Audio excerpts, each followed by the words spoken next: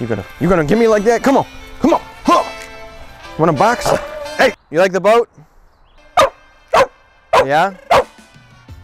So we're getting back to the BASSCAT. If you guys didn't catch the last video, we took it out on the water and we fished a tournament. We did absolutely terrible. Caleb just broke my $600 setup clean in half. Not only did we do terrible in the tournament, but we lost forward and reversed on the shift cable at the motor. So today we're gonna try and get that fixed. We're gonna try and get that RPM gauge working because apparently I hooked it up wrong in the first video.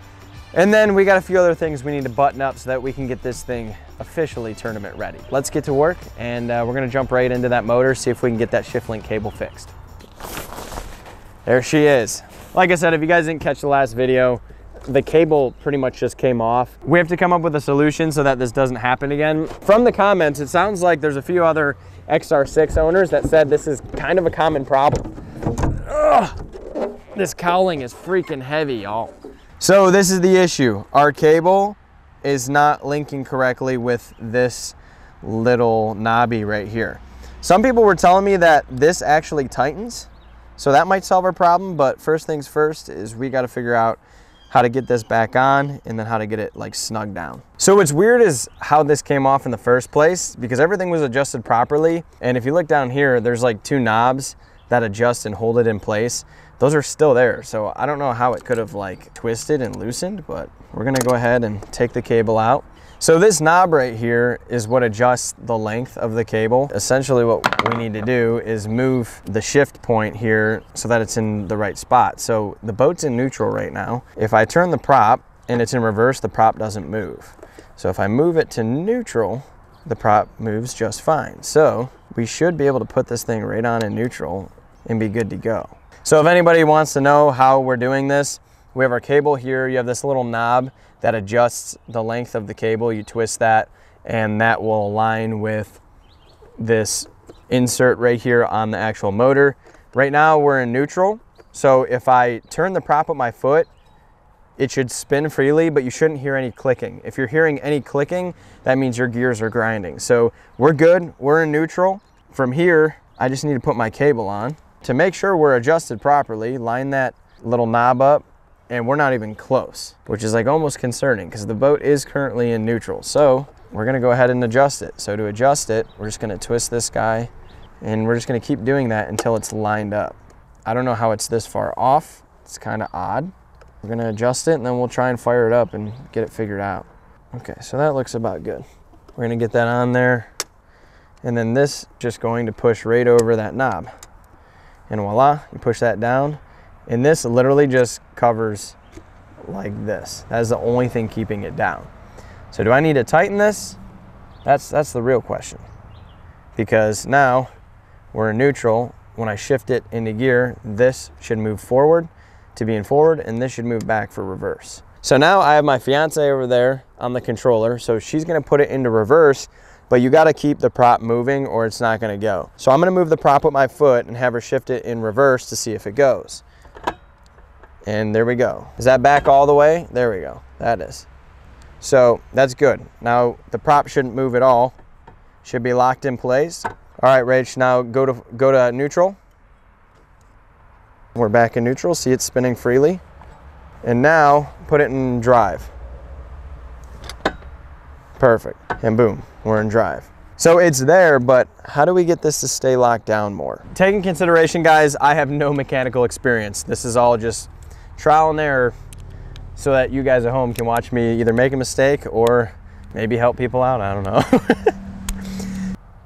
I see what the issue is. So I think I found what the problem might be. I am gonna go ahead and tighten that bolt on top because it is super loose. But now that I'm looking at it, on this piece that spins on top of the cable, this side actually has like a tooth coming out the bottom, which I'm assuming is supposed to sit in that pocket so that it can't move around. So maybe when I put it on, we just had this thing backwards, which allowed vibration and caused that to pop off. So what we're gonna do is we're gonna put this back to neutral, flip this around, tighten this bolt, and hopefully that fixes our problem. So we're in neutral. I'm gonna flip this guy around. Boom, and now it's locked in there. Okay, wow. Well, maybe that was our mistake all along. I think it was too loose and it was facing the wrong way. So the vibration on the motor just caused it to slip out. Plus, obviously me adjusting it back and forth. But that's awesome. That could be just a simple fix right there. So let's get this thing a little bit tighter because it's got way too much play moving up and down. And hopefully that fixes our problem. So I'm tightening that down just a little bit so that it really stays in there. But if you look at that.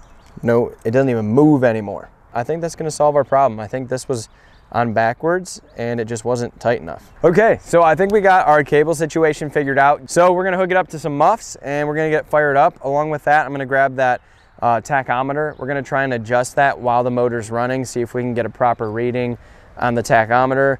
And then from there, we're gonna actually be putting a new steering cable on there because the OEM adapter piece finally showed up in the mail. So let's fire this baby up. We got water going to the motor. I'll show you guys what's going on here with the tachometer. If you didn't catch this in the other video, I did hook up a tachometer before, but it was running in the 7,000 RPM range. And according to you guys in the comment section, if I adjust this, it might fix that. At least I believe I read into that correctly. So all these wires are hooked up according to a diagram that I found on Google. So what we're gonna do is we're gonna fire this thing up, see if we can get this thing to read properly. So we're gonna go ahead and choke this guy up a little bit.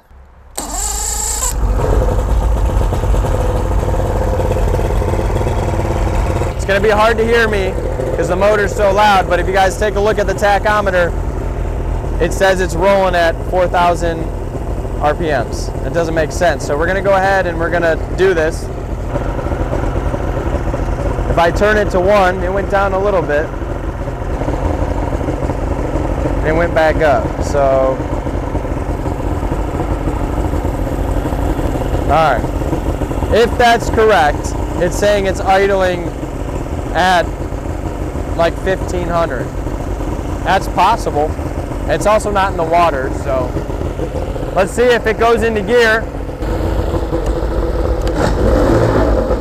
Ooh.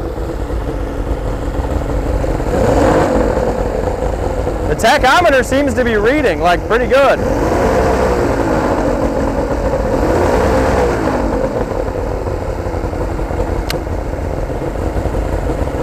That might actually be accurate. Let me know what you guys think. Now we're gonna go to reverse.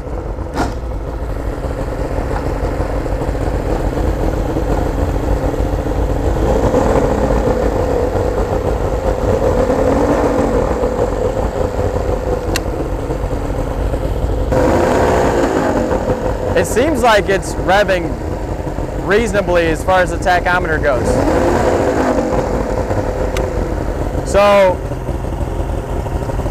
So on the back of this, it says for use on 2, 3, and 4, pole/rev, stern drive, inboard, number 6 for outboard or OMCC drive engines. Who'd have thought? Okay, so we're on 6. Who'd have thought if you just read the label on the top, it would tell you. So we're on 6 right now. And if I turn the key, it goes to 0. We're in neutral. Fire it up. We're idling at between like, well, no, I'd probably say like 1,300 to be honest. It's like 13 to 15. I don't know why that doesn't go back to 0, but it does every time you turn it on. So what do you guys think? Do you think that seems correct? I would say that is idling high. The one thing about this motor is it idles way higher on muffs than it does in the water. But that's probably the farthest I've ever got with the tachometer working correctly. I can't believe I just read that little label on top. Rookie mistakes, what are you gonna do? You know, like that's why I post this stuff, because sometimes you just gotta be smarter than the label. But that's good. The shift cable's good, and the tachometer, we played with it a little bit. I wanna know what you guys think in the comment section. Should I go ahead and install this guy and keep moving forward? Or do I need to adjust the carburetors because she's idling way too high? We're gonna go over and we're gonna get rid of this bracket that I made myself. It's already starting to rust because I made it out of steel. We're gonna get that thing completely replaced and put the OEM one on that we ordered. So let's do that. So here we are about a month later. Quicksilver finally came through. This is the OEM part that should go with this motor.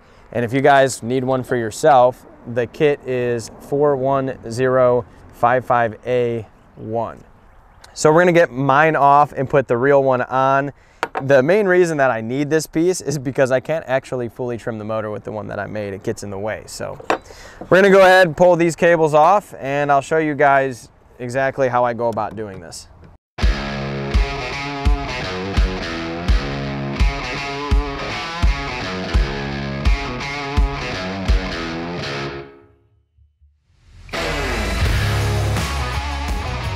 Well, I can tell you what, guys, this thing got mangled. I don't think it was that mangled when I put it on there. Homemade OEM. Not quite ideal. It's honest work, but this was not going to cut it long term.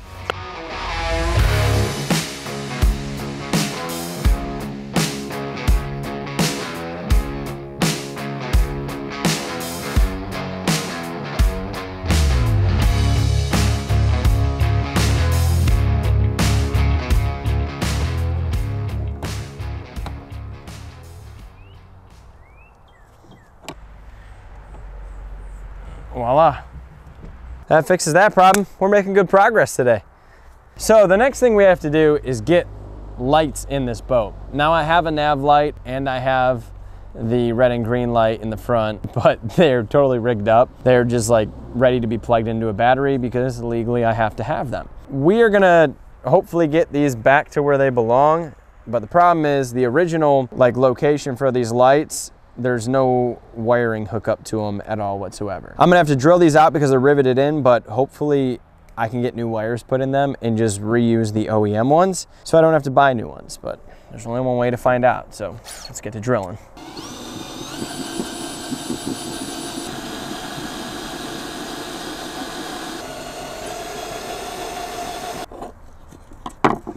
And there we have it. This is the piece we need, but we got to replace this light socket. So we're gonna try and salvage these because I'm over buying more stuff for this boat. So it looks like this one's actually been taken off before because there's just like drywall screws in it, it looks like. So that's an easy removal. Wow, this one actually still has wires attached. Boom. Maybe we could use that as the fish wire. So I'll keep that there.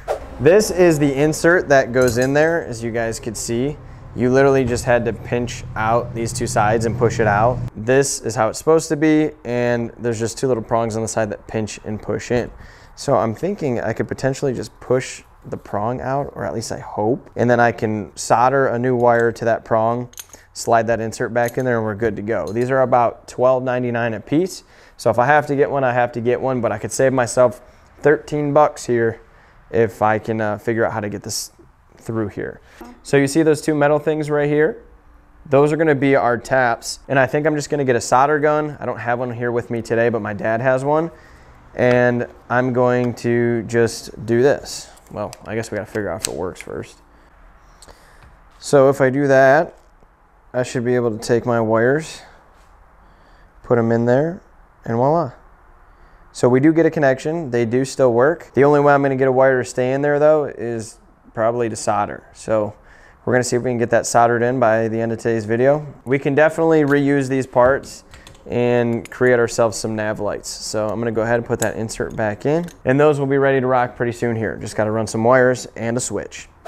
Alrighty, so it got dark outside. We moved the boat inside, and it's about time we figure out this dashboard thing. I contemplated many different options, but the boys over at TB Nation hooked it up. They made me this dashboard out of aluminum. It's pretty simple, pretty plain Jane, but hey, it'll do just fine for what I need. So we have plenty of room in the dash for all the gauges. We'll get that figured out at some point in time, but we need switches so that we can run auxiliaries, so we can run lights, so we can run the live wells. So what we're gonna be doing is moving all of this nonsense into here. As much as I'd love to use this, this is way harder to fabricate fitting into the dashboard than this panel itself. So I'm gonna carefully move all this because it's pre-wired. Then tomorrow we're gonna have to take this to the shop and get 2 more holes drilled and hopefully get a dashboard in by the end of today's video.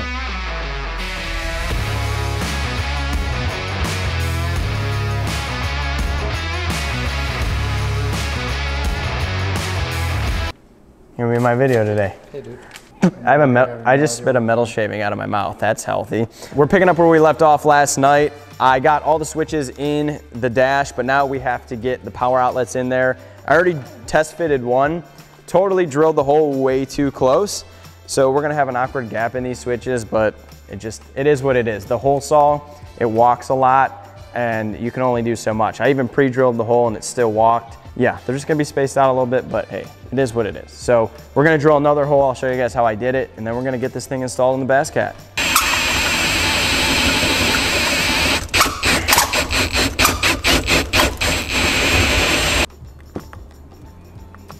All right.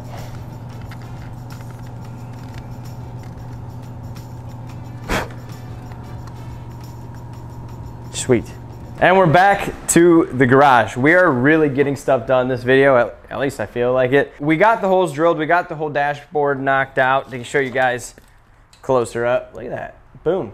We got a dashboard ready to go in the boat. I am missing a few things to get that mounted, so we're gonna have to run to Home Depot here in a minute, but I wanted to show you guys this. I did this off camera because I needed multiple hands, and my dad helped me out. So remember that light socket for the nav light? Well, check it out. We ended up soldering in there, and it's not the prettiest job ever, but for the first time I've ever soldered anything, I think it's right on track with what we needed to do. So we went ahead and we added on to the prong that was in there, and then we soldered our wire directly in there. So now what we're gonna do is we're gonna add a little bit of tape around there so they don't bend and touch. I probably should have put a heat shrink on there, but that was my mistake. And then we're gonna put that back in, make sure it works, and then they'll be ready to go back in the boat. We just gotta get them wired in. So put that down here, but if I pull this battery over here, we should be able to hook this guy up here, hook this guy up here, and boom. Now we just gotta get it hooked up to the actual battery in the boat.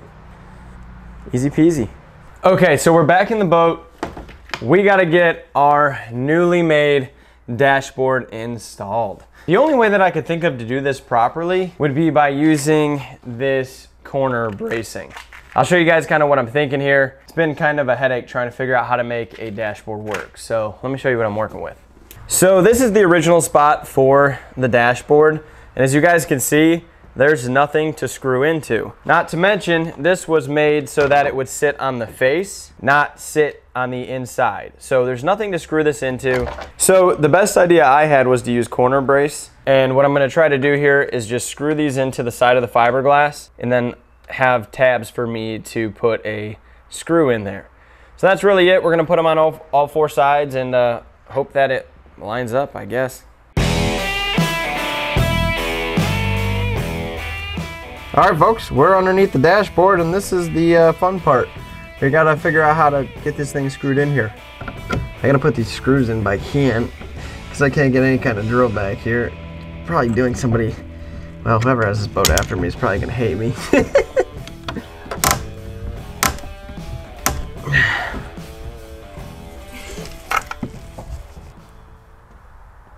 Voila. We have ourselves a working dashboard.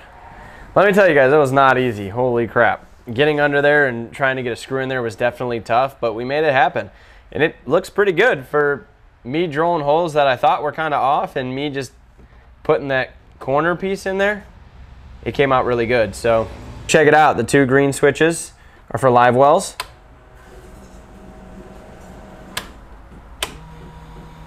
So we have a live well fill up, live well recirculation, and then we have four others for whatever we need, whether that be the nav lights, which we're going to be doing here soon, the auxiliary for the graphs, and probably like two extras for like bilge pumps and maybe a radio or something. That's a relief. Like, we officially have a dashboard. That is groundbreaking. Finally seeing electronics in this thing is crazy. Because I've been riding it with not even a tachometer or anything. The fact that we have electronics is just a whole different ball game. We're definitely making progress. So now all we have to do is get those nav lights wired in. We can get those on a switch, and then we have to move over to the live well. I don't know if you guys saw the other video, but I was having some issues with the live well pump that pumps water in and that takes the water out. So I might have a solve to that. I'll show you guys what my plan is here. My plan is to swap out that pump with this new flow right system. Shout out to Mike from TB Nation. He completely hooked it up by sending me out a flow right. Now this particular system is designed for a single live well. I do have a dual live well. So there's gonna be some fabricating and some changing I'm gonna have to do, but we felt like after talking, this would probably be the best option to fix my issue. So we're gonna see how that goes. I don't know entirely if this is gonna work, but I think it might. I'm crossing my fingers I can make it work, but I want to give a huge shout out to Tiny Boat Nation and Mike over there for sending this out. This is going to be a big time change for our live well and tournament fishing. So that's going to be pretty much all that we're going to do for today on the boat. We made a lot of good progress, but we still got more to do. So by the next video, we got to get this live well figured out. We have to get those nav lights in. And there's a few other things that we're gonna do, but I'm not gonna bring them up to you just yet. So one thing that I do want from you guys is leave me a comment down below on what you guys think we should do for other videos. I don't know why a lot of you guys are getting upset with me when I post other videos not related to the BASSCAT. You guys gotta understand, man, I'm a content creator. I like to make content. I like to have fun too. My life isn't just building boats. So this boat is on the home stretch. We're gonna be having quite a few more videos, and then we're gonna do a price breakdown on exactly how much I have spent fixing this boat so far. But let me know what you guys think. What kind of videos would you wanna see? Just more fishing, more stuff with boats? Should I buy another boat? I don't know if I'm gonna do that, but maybe. Or do you just wanna see DIY stuff behind the scenes? Hunting season's coming up. We're gonna be doing preparation for that if you guys are interested in that. I just wanna hear what you guys have to say, because at the end of the day, I'm here to make videos to entertain you guys. So thank you so much for all the support that you give me. And we will see you guys in a couple of days to hopefully finish up this boat. So peace out.